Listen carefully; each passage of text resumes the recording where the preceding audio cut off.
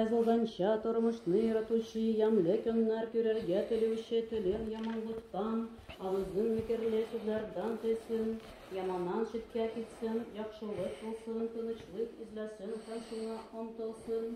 Чөнки Ходайның күзләре тиква кешеләргә, аның кулаклары аларның ялваруыннан юнәлгән, әмма ул яманлык кылучыларга каршы тора. Игелек эшләргә омтылсагыз, сезгә кем ябызлык кылыр?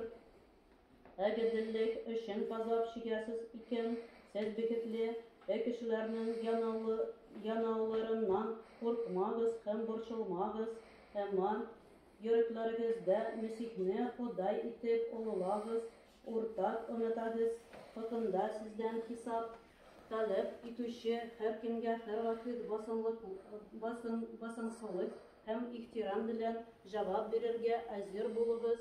Вожданьгыз сау булсын, шул вакытта Мәсихнеке булыгызны һәм игелекле эшегезне күреп, сезне яманлаган